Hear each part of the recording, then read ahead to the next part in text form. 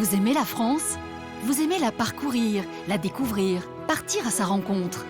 Vous avez même parfois l'impression de bien la connaître. Nous avons tous une petite plage, une petite crique, une clairière, un hameau ou un chemin qui n'appartient qu'à nous, loin des sentiers battus, et que nous ne voulons partager qu'avec ceux que nous aimons. C'est cette France-là que nous voulons vous faire découvrir à travers 100 lieux qu'il faut absolument voir dans votre vie.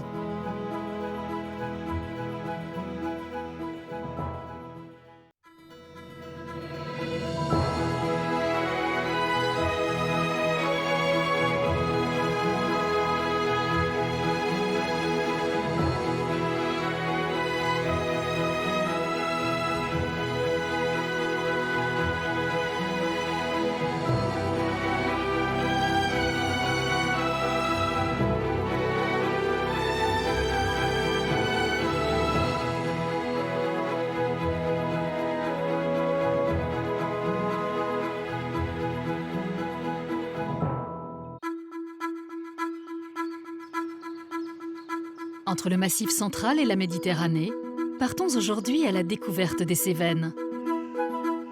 Une chaîne montagneuse, également parc national, qui présente une incroyable diversité de paysages. Des gorges sculptées dans le calcaire aux plateaux arides de la Lozère, des petits villages aux accents méridionaux du Gard, en passant par le majestueux mont Égual et ses forêts denses. Ce territoire, tantôt âpre, tantôt bourré de charme, séduira aussi bien les amoureux des grands espaces que les amateurs de petites cités de caractère. Terre d'accueil et de liberté, de tout temps les Cévennes ont attiré les âmes en quête d'authenticité, à l'image de nos hôtes du jour. Ça y est, on l'a fait, Slas d'Anduze. Bravo! Des personnalités accueillantes, chaleureuses et spontanées, qui vont à coup sûr vous donner envie d'aimer cette région qui ne demande qu'à être apprivoisée. Trop fort. Et pour la première étape de notre escapade, mettons le cap au nord-ouest du parc, en Lozère.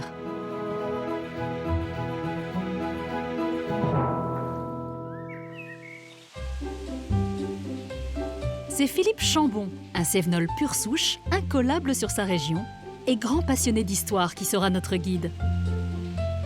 Il nous fera découvrir sa patrie de cœur, les Cévennes lozériennes.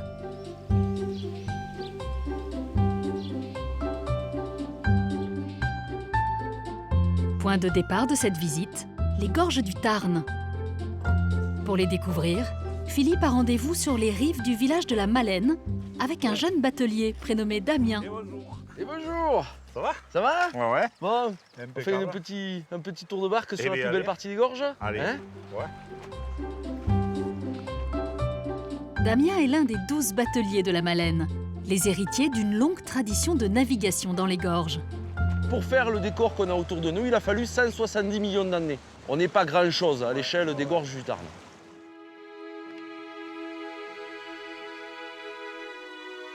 Cette faille gigantesque atteint par endroits jusqu'à 500 mètres de profondeur.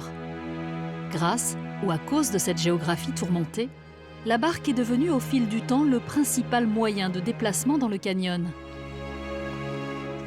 Alors là, on est un peu dans la quintessence de la nature.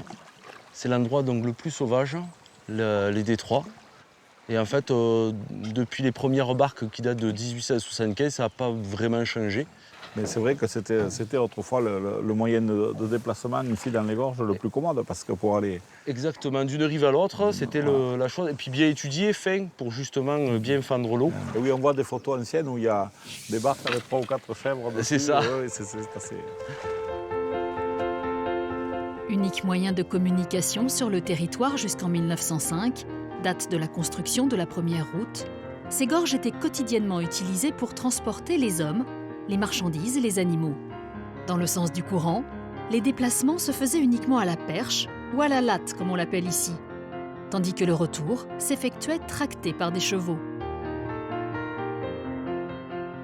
Toi, tu es devenu batelier, mais c'est un peu une tradition familiale, non? Oui, c'est ça, oui. Mon grand-père était batelier. Après, justement, c'est lui qui m'avait un peu donné, un petit peu jeune, la vocation et l'amour, justement, de la région. Et le fait d'avoir cette vocation de faire batelier, ça vient essentiellement de lui. Moi, ma grand-mère, de toute façon, elle a participé à la batellerie aussi, hein, Oui. pas comme mon grand-père. Elle était en charge de descendre le cheval, qui à l'époque remontait en traînant une dizaine de barques derrière lui. Et oui, comme Et elle remontait à vélo. Ah, voilà. C'était une époque rude. Et là, on approche du village de la Croze.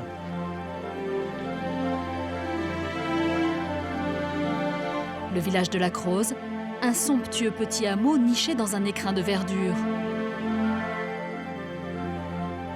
L'un des 3 derniers villages des gorges du Tarn, situé rive gauche, uniquement accessible par barque. Un village qui a accueilli au début des années 50 une petite américaine, à l'époque inconnue du grand public. Dans ce village, Jackie Kennedy avait été jeune fille au père. Voilà. À l'époque, elle s'appelait encore Aubouvier. Mais l'histoire ne dit pas si Jackie a partagé ses souvenirs des gorges du Tarn avec son célèbre mari. Pour Philippe et Damien, la balade en barque touche à sa fin. Mais avant de se séparer, Philippe, plus habitué aux visites sur la terre ferme, tient à montrer au jeune batelier une autre curiosité de ces gorges. C'est au cœur du très joli village de Saint-Chély-du-Tarn que les 2 hommes se rendent. Ouais, ben là, on va arriver à l'endroit que je voulais vraiment te montrer. La petite chapelle Notre-Dame de Sénaré.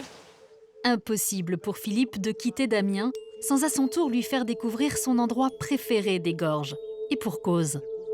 Dissimulée au fond du village, comme à l'abri des regards, sous un immense rocher, cette petite chapelle romane est un véritable joyau semi-troglodytique. Voilà, donc Notre-Dame de Sénaré, petite chapelle alors d'époques très diverses. Le noyau, disons, de base, c'est vraisemblablement 11e siècle, et puis avec des ajouts successifs. Et entre autres, le porche, on voit très nettement la reprise de la maçonnerie, là, tu vois, au-dessus de la porte. Et il y a encore les 2 fenêtres d'origine qui ont été murées, les 2 simples meurtrières, tout à fait en haut sur le haut de la façade. Et donc, c'est un édifice qui est assez intéressant et qui est exceptionnel. Mais pourquoi là? Ah, alors, l'hypothèse la plus vraisemblable, c'est que cette chapelle a été construite pour christianiser un lieu de culte païen, puisque derrière la chapelle, il y a une résurgence et un petit lac souterrain. Ah, c'est ce qu'on entend. Si on écoute, on entend la cascade derrière. Cette chapelle serait construite sur un mystérieux lac souterrain, lequel alimenterait la source de Sénaré. Ouais, ben, si tu veux, on peut donner un petit coup d'œil à l'intérieur. Elle est toute simple, cette chapelle, mais elle est mignonne. Tu vois, avant d'entrer, il y a le seignadou, le bénitier, où on pouvait faire le signe de croix avant d'entrer dans la chapelle.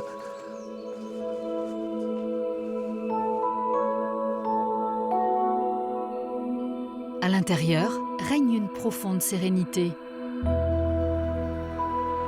On peut y découvrir des arcades murées, derrière lesquelles s'écoulerait la fameuse source d'eau cachée, et un chœur construit au tout début du XIe siècle. Et donc on sait qui a construit la première partie? Alors, ce sont vraisemblablement les moines du monastère de Saint-Édimie qui possédaient toute la région. Et voyant qu'il y avait une dévotion à la source ici, ils ont voulu d'une part christianiser la dévotion et aussi sans doute récupérer les dons qui étaient faits à ce sanctuaire. Et donc, par la suite, un pèlerinage s'est instauré puisque jusqu'au début du XXe siècle, il y avait un pèlerinage ici le jeudi de l'Ascension. Après Saint-Chély-du-Tarn et sa mystérieuse résurgence, voici un autre endroit dans ce coin des Cévennes où l'eau a la part belle. C'est Florac, la capitale du parc. Avec sa source du pêcher et sa cascade en plein cœur de la ville, on la surnomme souvent la petite Venise lozérienne. Philippe s'y rend aujourd'hui pour y rencontrer un amoureux des lieux venu d'Angleterre. Bonjour. Bonjour, Philippe. Roger, on a le beau temps c'est pour super, la visite de la ville. ouais.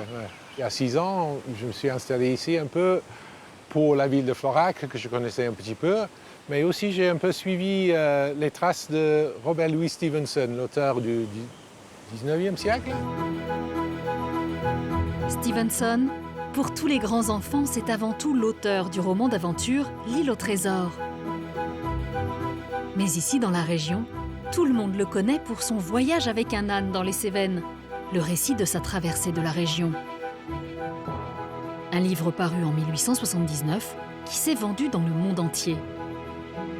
Je ne vais pas te faire découvrir Florac, tu connais mieux que moi, mais on va peut-être voir là où Stevenson est passé. Je peux te raconter quelques anecdotes sur lui. Si on passe par l'église en montant, puis on descend dans la vieille ville, ça te va?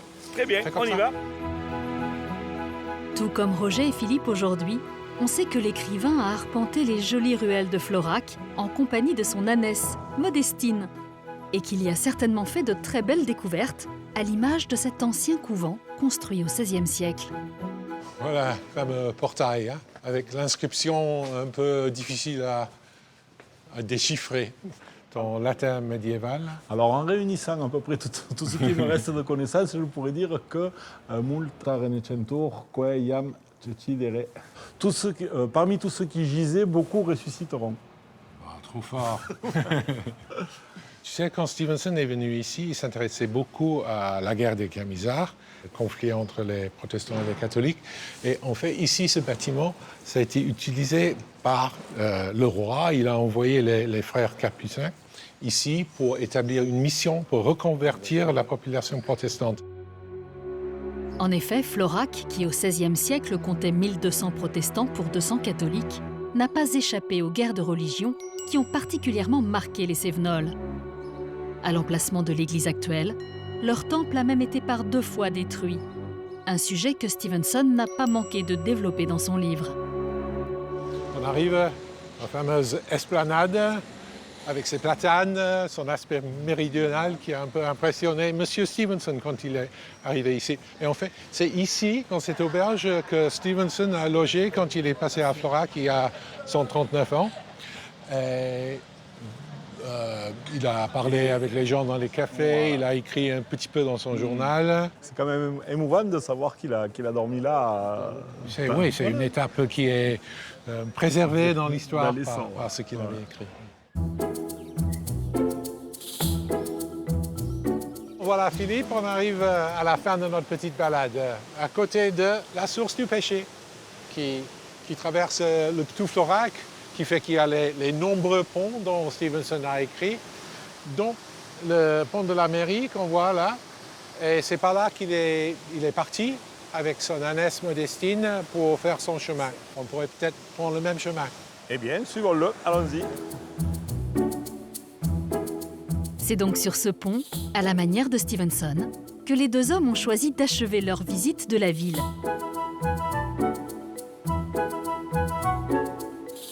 Mais Philippe, lui, a décidé de prolonger un peu cette halte à Florac pour aller à la rencontre d'artisans tailleurs confectionneurs installés ici depuis plus d'1 siècle. Messieurs, Bonjour Philippe. Bonjour. Comment vas-tu? Bonjour. Et bonjour. Bienvenue à l'atelier Tuffery. L'atelier Tuffery, le plus vieux fabricant de jeans 100% made in France. 120 ans de tradition et de savoir-faire pour cette maison familiale qui n'a pas pris une ride, comme le prouve Julien, le petit dernier des Tuffery, actuellement aux commandes de l'entreprise. Alors tout commence dans les années 1890 avec Célestin Tuffery, qui est finalement mon arrière-grand-père. Célestin Tuffery, c'est le tailleur-confectionneur du village. Et donc rapidement, il se spécialise, il a ce besoin pour répondre à une demande du vêtement de travail. Et là, ça tombe bien à Nîmes, à quelques encablures d'ici, on tisse une toile, la fameuse toile de Nîmes. C'est cette origine nîmoise qui donna plus tard par contraction le de Nîmes, en un mot. Du coup, on peut dire que les Cévennes, c'est la patrie du jean, quoi. Eh bien, exactement. Et oui, finalement, même si le terme jeans a été inventé et popularisé par les Américains, sans le savoir, cette petite fabrique cévenole participait déjà, à la fin du 19e siècle, à l'une des plus grandes révolutions qu'allait connaître le monde de la mode. Donc là, tu vois, papa, il est en train de marquer à la craie minérale sur le jean ce qui a été un de nos patrons. Pourquoi une craie minérale? Parce que c'est une craie qui n'est pas grasse. Et c'est pour ça que ça ne va jamais salir le tissu. On le trace le plus finement possible. Et en fait, tout ce travail en amont de pièces en carton, c'est là où il y a tout le secret, les secrets de famille et surtout les secrets du savoir-faire de l'atelier Tuffery. Ici, tu retrouves tous les outils historiques de l'arrière-grand-père. Donc voilà, des ciseaux très lourds, le vrai ciseau du tailleur. C'est pour ça qu'il y a le talon en fait. Un ciseau tailleur ne va jamais se porter, il va toujours se talonner. Tu vois, pour suivre comme ça. Voilà, ben, au lieu de parler, fais-lui un peu un test, qu'il teste les ciseaux et qu'il nous fasse un peu une coupe. Ah ben, eh bien écoute Philippe, tu vas t'y coller. Combien il pèse ce ciseau? Et je sais pas, on l'a jamais trop pesé, mais... Un kilo et pas ça, non? Alors il faut faire attention parce qu'il y a des doigts qui sont passés Oui, au milieu de ce ciseau. Il y en a un à côté de toi qui manque un... Un petit bout. Ah, voilà, ouais. Donc, Voilà, donc tu seras pas le premier si jamais... C'est la marque de fabrique. de fabrique, voilà. Doigt coupé. Ben écoute, c'est pas mal, hein, ça commence à rentrer. Ça compte. Donc là, tu vas partir sur couper toute la jambe. Mais est-ce que tu sais, tu te repères à peu près, est-ce que tu sais quelle est la jambe? Donc tu vois qu'il y a deux jambes. Quelle Ouais. est la jambe avant, quelle est la jambe arrière selon toi? Alors, jambe arrière, je pense. Exactement. Et jambe avant. de l'autre C'est côté. ça, exactement. L'avant du pantalon, la braguette, le passe-poil, l'emplacement de la petite poche, les deux rivets. Et d'ailleurs, Philippe, tu sais comment elle s'appelle, cette petite poche? Et je crois que c'est le gousset, non? Exactement, c'est la poche goussée. Et en fait, cette petite poche goussée s'arrêtera toujours plus haut que le fond de poche. Et le fond de poche, c'est là où il y avait tous les outils, les boulons. Et pour pas que la montre s'entrechoque, elle était dans son petit emplacement. La poche, Un peu profonde. exactement, la poche goussée. D'ailleurs, à quelques encablures de Florac, il est un endroit où les heures semblent s'écouler plus lentement qu'ailleurs. Pour achever cette étape dans les Cévennes lozériennes, ne manquez pas d'aller admirer les plaines du Causse-Méjean. Des plateaux calcaires à perte de vue qui offrent un décor quasi lunaire. Et avec moins de 2 habitants au kilomètre carré, cet étrange coin de France est aussi le moins peuplé du pays.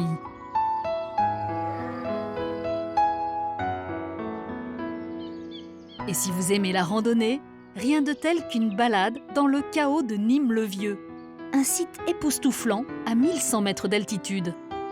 Un décor qui semble constitué de ruines, mais qui, fruit de l'érosion, est en réalité formé d'une multitude de roches. Une excentricité de Dame Nature au beau milieu des plateaux cosnards. Après les paysages sauvages de la Lozère, continuons notre escapade dans les Cévennes en allant découvrir l'autre versant du parc. Nous voilà maintenant au sud-est, dans le département du Gard.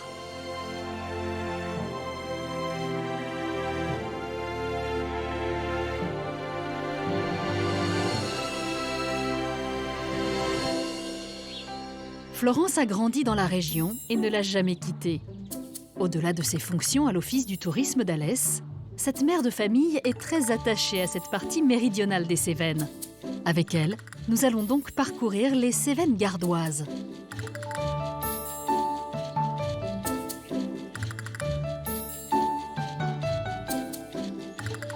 Première étape, Anduze, la porte des Cévennes comme on l'appelle.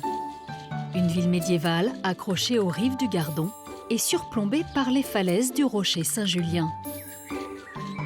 Une ville principalement connue et réputée dans le monde entier pour sa production de vases, le fameux vase d'Anduze. Bonjour Yannick. Bonjour Florence, comment vas-tu? Bien, merci. Bienvenue au Chêne Vert. Mais merci de nous accueillir pour cette découverte du vase Anduze. Fleuron des jardins méridionaux du XVIIIe siècle, ce vase imposant et coloré continue d'orner domaines et parcs du monde entier. Yannick est l'un des 8 potiers que compte encore la ville. Dis-moi Yannick, ce vase d'Anduze, est-ce qu'il est vraiment d'Anduze? Parce qu'on Alors, dit le souvent vase- qu'il a été inspiré de vases Médicis, c'est le cas? Oui, c'est le cas, effectivement. La légende veut qu'un potier ait vu un vase dit de Médicis à l'occasion d'une foire et qu'il s'en soit inspiré pour fabriquer son vase ici à Anduze. On dit même qu'au temps du roi Soleil, le vase avait été choisi pour orner les allées des jardins de Versailles. Pourtant, les carnets de commandes de la maison du roi n'en font pas état. Alors légende ou réalité? Quoi qu'il en soit, ce vase s'est taillé avec le temps une belle réputation.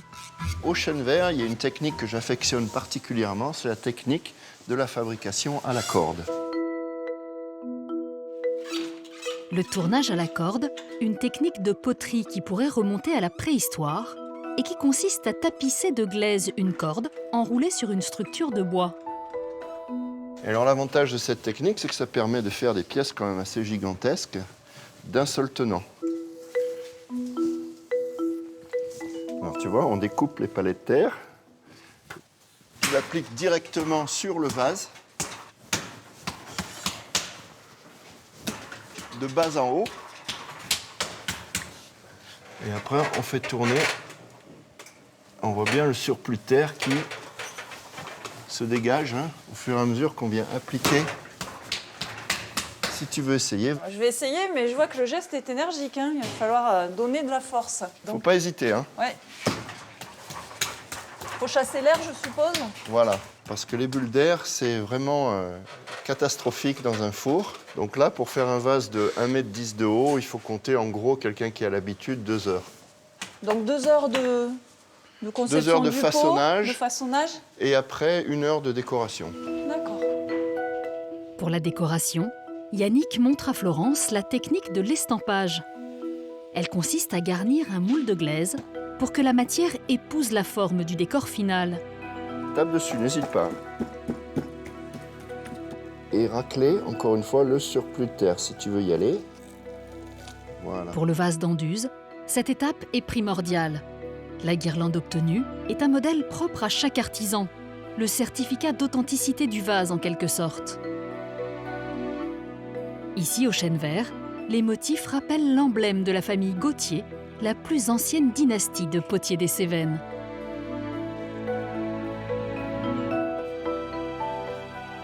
Et la touche finale, le macaron siglé de la maison. Bon ben voilà Florence, ça y est, on l'a fait ce vase d'Anduze. Il est trop beau ce vase d'Anduze.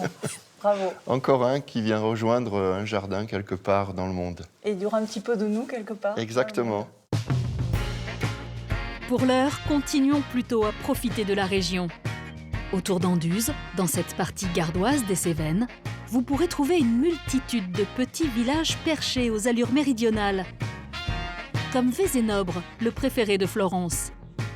C'est Chantal, une habitante très impliquée dans la vie de ce petit bourg, qui lui a donné rendez-vous au cœur du vieux village.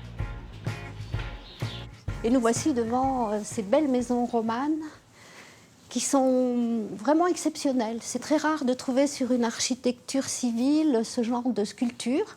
Ces petits cubes posés sur la pointe avec une très belle corniche. C'est élégant. Et on pense que c'était des marchands italiens qui avaient établi un comptoir ici, avaient amené avec eux leurs sculpteurs, qui travaillaient aussi sur les chapelles romanes. Vézénobre, comme de nombreux villages cévenols, était situé sur le chemin de Régordane, très emprunté au Moyen-Âge, reliant le littoral méditerranéen au nord du Massif central. Ce qui a fait de lui, à une époque, une étape incontournable pour les marchands et les croyants venus de toute l'Europe. Et nous voici devant la filature Lacombe, un autre élément très caractéristique des Cévennes, de l'activité de l'époque, 19e siècle. Si au Moyen-Âge, Vézénobre a connu un véritable essor démographique et économique, plusieurs siècles plus tard, c'est grâce à la sériciculture, autrement dit l'élevage des vers à soie, qu'il va prospérer. Au premier étage, il y avait toutes les bassines, une trentaine de femmes travaillaient là. Et tout en haut, ce qu'on appelait les coconnières, c'est-à-dire l'endroit où étaient stockés les cocons. Mais c'est vrai que c'est très important dans l'histoire des Cévennes, oui, Chantal, la sériciculture. Mais oui, bien sûr. Important, le mot est faible. Pendant près d'un siècle, les bas de soie cévenols ont gainé les nobles mollets de toute l'Europe. Principale industrie jusqu'à la dernière guerre mondiale, cet âge d'or de la soie a non seulement marqué les esprits, mais aussi l'architecture de la région, puisqu'on retrouve encore de nombreuses filatures disséminées dans les paysages. D'ailleurs, pour profiter du panorama gardois, rien de tel que le train à vapeur des Cévennes. Un voyage unique comme une remontée dans le temps entre Anduze et Saint-Jean-du-Gard, en plein cœur de la vallée du Gardon. L'occasion même d'apercevoir par endroits la star des Cévennes, la châtaigne bien sûr, produit indissociable de la cuisine locale. Florence retrouve Michel Marvy, Le cévenol. restaurateur, pour découvrir son délice cévenol. Mais avant d'entamer les préparations, une petite précision s'impose. Je vois un bocal de marron et un pot de confiture de châtaigne. Pourquoi des châtaignes et des marrons? Voilà, on va expliquer un petit peu. La châtaigne, c'est le fruit qui est comestible. La châtaigne, on retrouve ce fruit-là dans des bogues, qui sont les bogues avec plein de pics, plein de piquants, mais énormément. D'accord? Alors que le marron, on retrouve ça plutôt dans les villes, c'est le marron d'Inde, en fait, qui n'est pas comestible. En résumé, la châtaigne et le marron que l'on mange viennent tous les deux du même arbre, le châtaignier, alors que le fruit du marronnier, aussi appelé marron, lui, n'est pas comestible. Bon, Michael, vous avez fait le bon choix sur les marrons ou les châtaignes? Pour ce dessert, Michael, le pâtissier de la maison, confectionne une chantilly aux saveurs locales avec de la crème, du mascarpone et de la crème de marron. Et ce mélange de crème et de mascarpone, c'est pourquoi? Pour la consistance? Pour le goût? Oui, c'est pour que ce soit plus onctueux. Plus onctueux? Ouais. Donc ça va être encore plus gourmand. C'est ça. Et pendant que la chantilly au marron prend forme, Michael récupère sa préparation de moelleux à la châtaigne qu'il a confectionné quelques heures plus tôt. Alors Florence, je te propose maintenant qu'on passe à la réalisation de l'assiette et je te propose de réaliser en parallèle ton assiette. Je vais jouer aux apprentis alors avec vous, Michael. Allez, on y va. Le moelleux a refroidi, il a été détaillé, petit rectangle. On l'immerge complètement afin qu'il s'imbibe du sirop. C'est du sirop de sucre? C'est le sirop de châtaigne. De châtaigne, qui a servi à confire les, oui, voilà, les c'est le châtaignes? même. D'accord. Donc là, on vient mettre un peu de craquelin dessus. Donc le craquelin, c'est des noisettes torréfiées, caramélisées, et ensuite broyées avec de la brioche de châtaigne. Et vous, quand vous étiez enfant, vous les consommiez comment? Justement grillés? Grillés, oui, comme tout le monde. On les consommait aussi bouillis. Je ne sais pas si vous avez connu ça. Vous, pendant à l'école, on en avait dans notre petit cartable. Et comme ça, on pouvait en manger à la récré. Ensuite, on reprend la crème fouettée mascarpone, crème de marron. On vient déposer 2 points de chaque côté. Mettez un petit à-coup pour qu'elle reste là. C'est pas grave. C'est pas grave. Sinon, on peut la laisser. En général, on dit quand c'est posé, il ne faut pas y revenir dessus. Ah. C'est pas grave. Mettez une petite impulsion. Pas trop fort. Eh bien, c'était trop. Comme quoi, c'est Bonne vraiment... impulsion, mais... c'est tout un métier, tout un art. Et on prend le coup de main. Hein. En suivant méticuleusement les conseils du pâtissier, Florence s'en sort comme un chef. Alors, pour finir, petit marron glacé. Et c'est terminé. Bon ben voilà, Florence, c'est bien réalisé finalement. Merci. Vous avez bien sorti. Il n'y a plus qu'à passer à la dégustation. Ah, c'est la meilleure étape. Il est temps d'aller vérifier si ce délice sévenol est aussi bon que beau. Alors verdict, Florence? Délicieux. Et c'est important, le dessert. Le final dans un restaurant, c'est le dessert. Si le dessert est bon, on se souvient que de bonnes choses. On se rappelle de la touche finale. Voilà.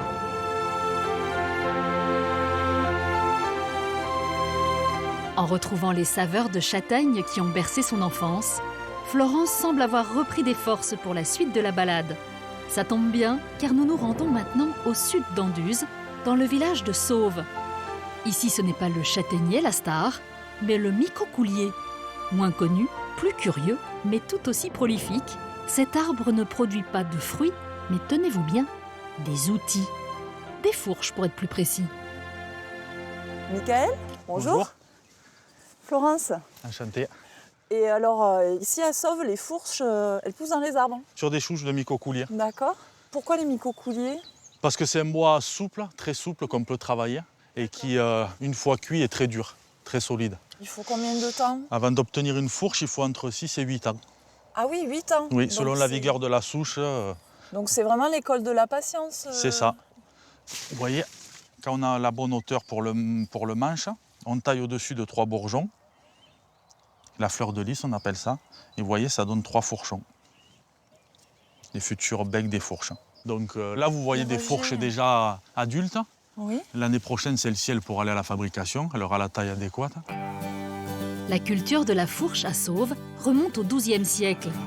Au plus fort de la production, on en fabriquait ici jusqu'à 120 000 par an. Aujourd'hui, on peut venir au conservatoire du village découvrir auprès de Michael une méthode artisanale ancestrale. Donc vous voyez, c'est l'atelier dans lequel on fabrique les fourches. Donc vous avez, vous voyez, différents types de fourches. Oui. Des grandes qui sont utilisées ou dans les écuries pour les chevaux. Ça peut moins les blesser qu'une fourche en fer. Ensuite, les personnes l'utilisent pour retourner leur compost beaucoup. Beaucoup nous en achètent pour le compost. Et puis vous avez des toutes petites qui elles, sont pour la décoration. On utilise ce qu'on appelle les escalettes, qui permet de donner la courbure à la fourche, au bec. On passe les becs dans l'escalette pour donner cette courbure. Ça donne cette courbure. Parce que c'est un petit escalier? C'est ça, une petite échelle plutôt. Échelle? On va dire ça.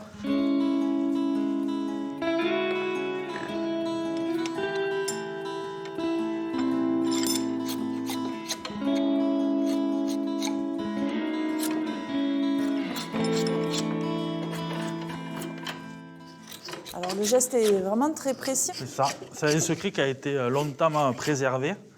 À l'époque, les gens qui connaissaient les secrets de fabrication, même au cours de leur déplacement, ou même s'ils déménageaient, avaient interdiction de divulguer le secret. Il fallait que ça reste sur la commune de Sauve. Protégé par un édit royal au XVIe siècle, le secret de fabrication et le monopole de cette fourche sont restés depuis lors propriété des Sauvins. Oui, là, je l'ai fini maintenant. Voilà, elle est prête à être mise Elle est en prête vente. à être utilisée. C'est ça. La fourche de Sauve a encore de beaux jours devant elle. Car dans les Cévennes, l'agriculture et l'élevage sont indispensables à la vitalité du parc national. Mais si la préservation des espaces naturels est un enjeu majeur pour ce territoire, la conservation du patrimoine bâti est aussi une priorité cévenole. Pour clore cette étape gardoise, Florence se rend au château de Portes, au nord-est du parc. Un château fièrement dressé sur son col. Repère stratégique au Moyen-Âge, il surveillait la fameuse voie Régordane, passage obligé des pèlerins en route pour la Terre Sainte. Bonjour. Bonjour Florence. Merci de nous accueillir dans ce château. Alors, on l'appelle le vaisseau des Cévennes. Vous pouvez nous dire pourquoi? Alors, effectivement, c'est le surnom du château de Portes, c'est le vaisseau en Cévennes, par rapport à ce qu'on appelle l'étrave de navire, qui est un fantasme d'architecte. Ça retrace la forme de l'avant d'un navire et ça a demandé un énorme travail de taille de pierre, d'architecture, de mise en scène de toute cette partie du bâtiment. Unique en Europe, cet éperon exceptionnel à 49 degrés est la signature du château de Portes. Construit par les seigneurs d'Anduze au Moyen-Âge, il fut habité jusqu'au début du XXe siècle.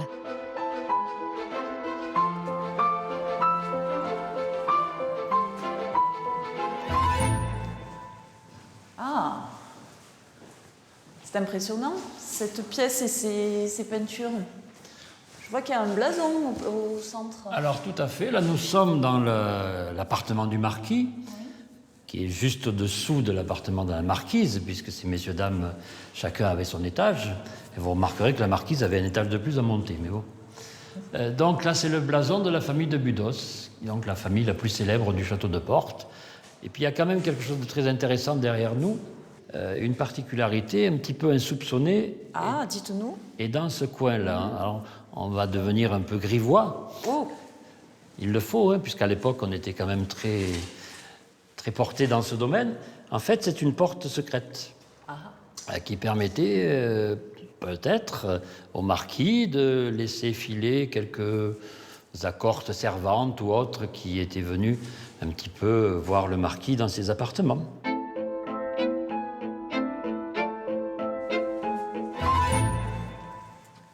Oh, quelle vue! Monsieur le marquis ne s'y est pas trompé pour le choix de sa terrasse. La vue est panoramique, Là, c'est on magnifique. a quand même une vue remarquable sur le paysage cévenol. Et donc, le Seigneur avait besoin de voir les Cévennes et de respirer l'air pur des Cévennes. Et pour là, il était très bien placé. Vous voulez une sensation forte? Ah, je veux bien. Alors, allez dans la tour. Ah, mais c'est une échauguette. Voilà, c'est l'échauguette en cul de lampe. Oui. Allez dans la tour et passez la tête par l'ouverture. Ah. Attention à la tête. Hein. Voilà, regardez.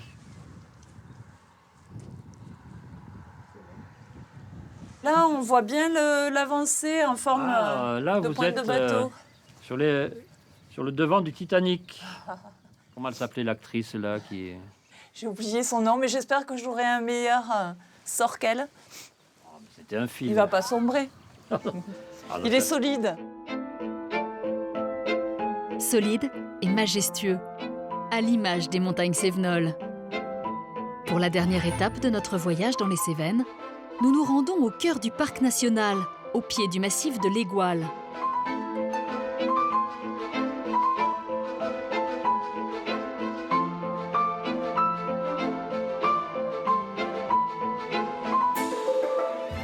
Un décor sauvage et extrêmement bien préservé, terrain de jeu préféré de Jean-Paul Plaza, un sportif amoureux de la nature et guide randonnée. Avec lui, prenons de l'altitude pour parcourir le mont Égual et ses environs.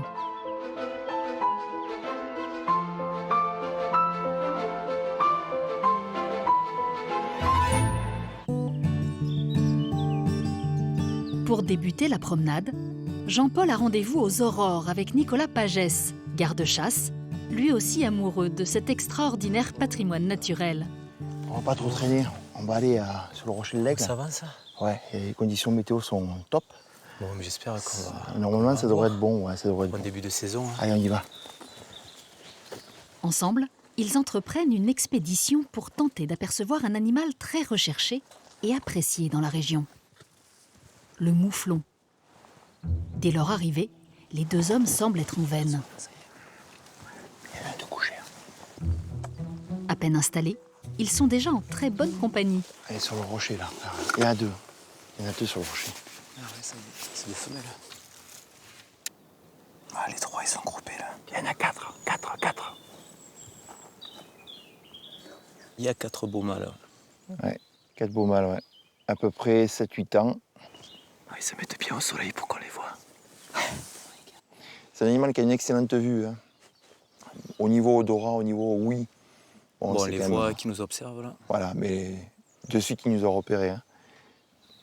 Bon, moi, c'est la première fois ici, quand même, que j'en observe autant d'aussi près, dans d'aussi bonnes conditions. Les 4 mâles semblent avoir repéré la présence humaine et s'éloignent. Mais Nicolas et Jean-Paul n'ont pas dit leur dernier mot. Aujourd'hui, sur le col de la Luzette, toutes les conditions ont l'air réunies pour attirer les fameux mouflons. Il y a pas mal de genêts, tu vois. Et là, actuellement, voilà, les fleurs de genêt. Voilà. Là, le genêt est en fleurs actuellement. Enfin, il commence à être en fleurs. Et c'est une des particularités du mouflon, c'est qu'il mange les fleurs de genêt. Les vieux bergers disaient, alors, je ne sais pas si c'est une légende ou si c'est vrai, que la fleur de genêt contenait une substance qui immunisait la brebis des piqûres de vipères. Alors, est-ce que le mouflon l'aurait compris aussi? D'accord. C'est la légende. C'est la légende, oui. Nicolas connaît un emplacement privilégié pour l'observation. Un endroit qui porte bien son nom, le rocher de l'Aigle. Belle vue sur l'observatoire aujourd'hui. Ah oui, mais il y a plus que l'observatoire. Hein. Il y a plus que l'observatoire. Si tu regardes des bien, conditions d'observation qui sont tu as le mont Ventoux qui est juste là. Tu vois, tu devines le mont Ventoux. Derrière, bon, c'est un peu brumeux, mais on commence à deviner les premiers contreforts des Alpes. Ouais. Et après, bon, le mont Lezard qui est juste devant nous, là. Là, on a une vue absolument extraordinaire. Là. Franchement, c'est pas tous pour les rien. jours comme ça. Ouais.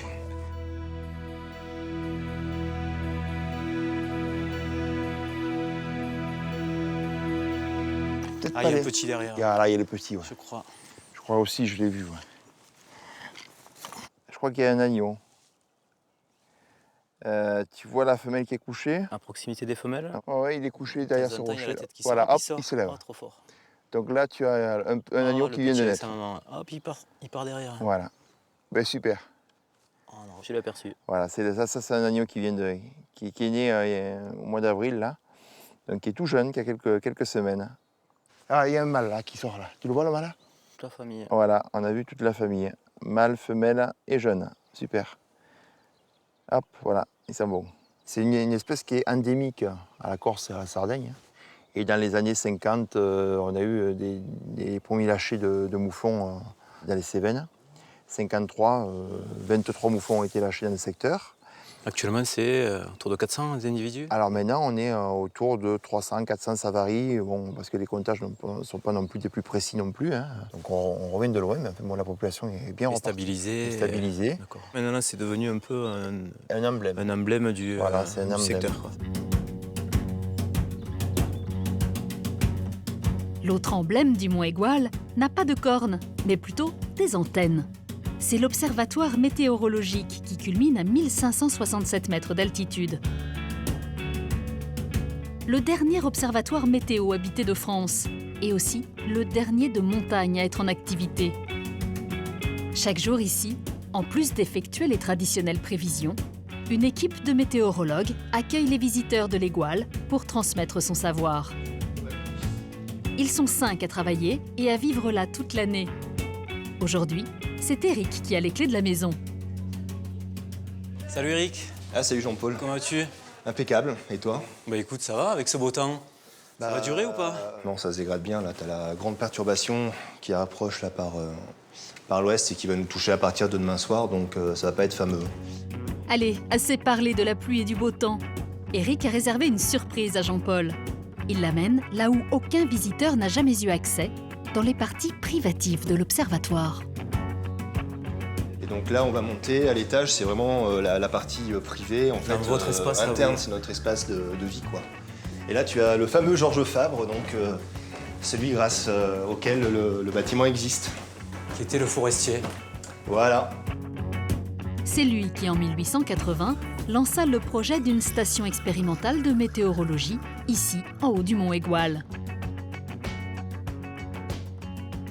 Là, on rentre dans l'espace de vie, premier étage, plein sud, les fleurs partout.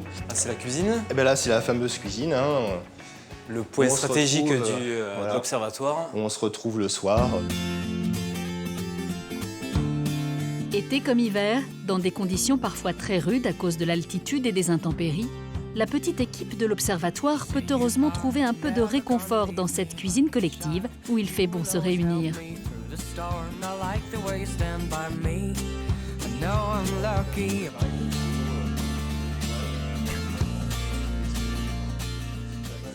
Et là, donc, c'est juste en dessous du toit, là, on a les archives. Ici.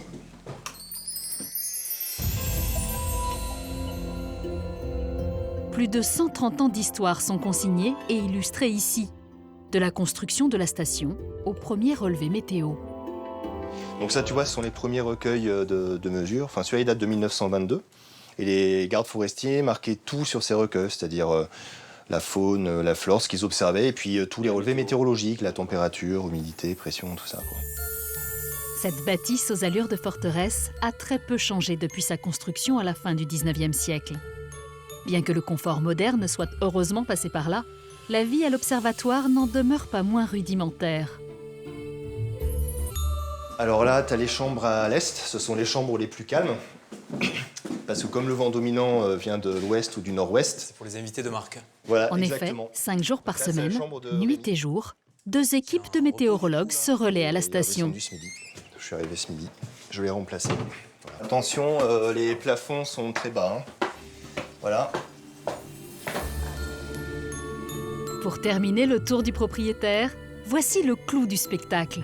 Le toit-terrasse, ou plutôt la salle des machines comme on l'appelle ici.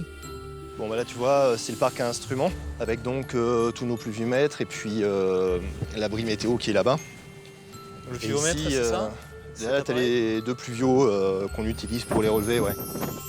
Grâce à ces différents équipements, les météorologues de l'Aigoual peuvent réaliser mesures, prévisions et expérimentations.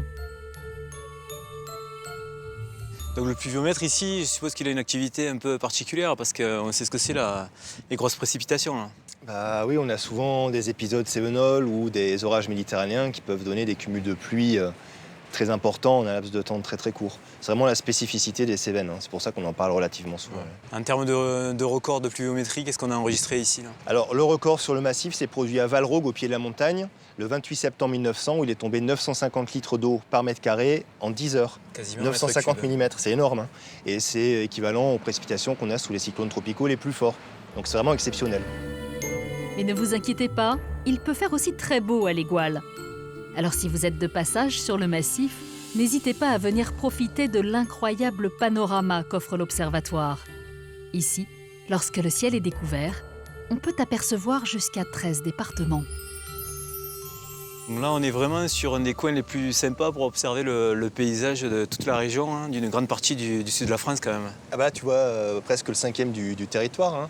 Bon là aujourd'hui on voit pas le Mont Blanc, mais vers le sud, là on voit très bien Montpellier, on voit le Pic Saint-Loup, la Sur la Sérane. Méditerranée. On voit bien la Méditerranée, les Salins du Midi, la Grande Motte. On a quand même une vue vraiment exceptionnelle ici. Et toi, tu as la chance d'être là tous les jours et de profiter de. Ah bah c'est de sûr, tout c'est ça, un quoi. privilège de pouvoir vivre ça. On s'en lasse pas, hein. Même au bout de 25 ans d'égoile, on reste admiratif. Malgré une météo capricieuse et un climat parfois rude, l'Égual fait figure de modèle en termes de préservation du paysage et de respect de l'environnement, comme en attestent les hectares de terrasses cultivées, soutenues par des murs de pierre sèche, qui sculptent de manière tout à fait singulière ce territoire. Un modèle de production qui remonte au Moyen-Âge et qui permet de répondre durablement aux contraintes liées à l'altitude, au relief et au climat de la région. Allez, c'est parti. Allez, le machin, viens, allez. Autrefois dédiées à l'agriculture fruitière et potagère, les terrasses Cévenol ont depuis quelques années retrouvé un second souffle grâce à une petite centaine de cultivateurs d'oignons, comme Jérôme Daumet, un jeune homme de 34 ans. On est dans un hameau, on est dans le hameau de Cabrier, ouais, c'est typique, c'est très très joli. Donc on est 3 familles à y vivre en l'année maintenant, du coup. Donc toi, c'est là que tu es venu, tu as fait le choix de venir t'installer. Voilà, j'ai fait vraiment le choix de venir vivre en Cévennes, vivre dans un milieu rural. Jérôme exploite environ 2 hectares de terre familiale vouée à la culture de l'oignon, et pas n'importe lequel. L'oignon doux des Cévennes, premier oignon en France à bénéficier d'une appellation d'origine contrôlée, puis protégée.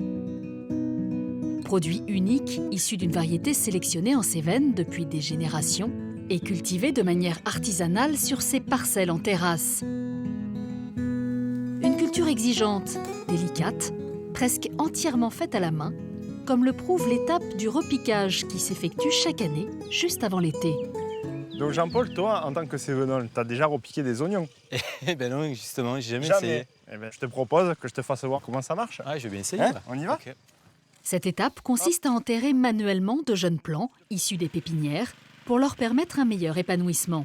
Et en fait, le but, vas-y, mets-toi à côté de moi. Ouais. En fait, le but, c'est de poser tes oignons. Voilà.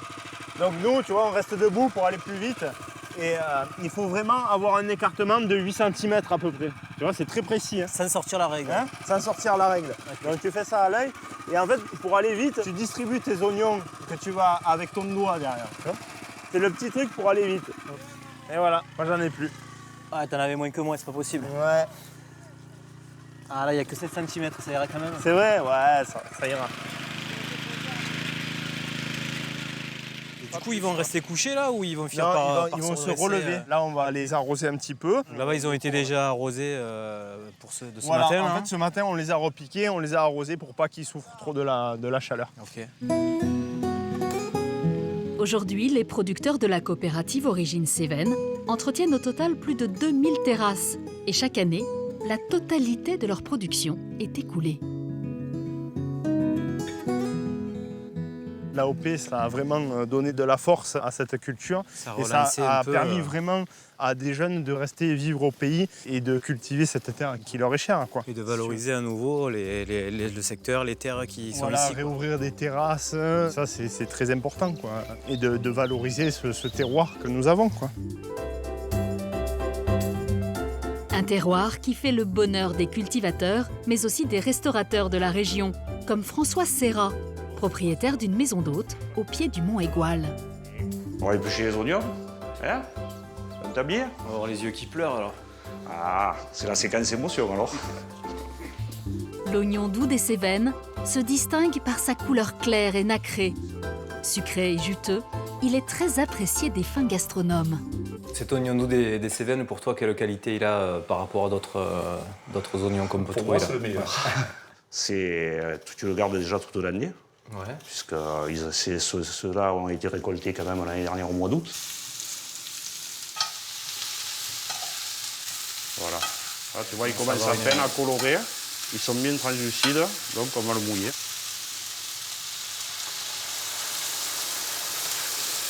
Tu vois, tu entends comment ça chante, ça déglace bien notre poêle. Ça sent bon surtout. La recette de François va marier 2 produits locaux, l'oignon doux des Cévennes et la pomme rainette du Vigan. C'est bon, je pense qu'on en a assez. À partir de ces 2 ingrédients produits dans ce secteur de l'Égual, il a inventé un plat simple mais goûteux, la tartelette garnie pomme, oignon et boudin noir. Four à 200, c'est parti pour 20 minutes.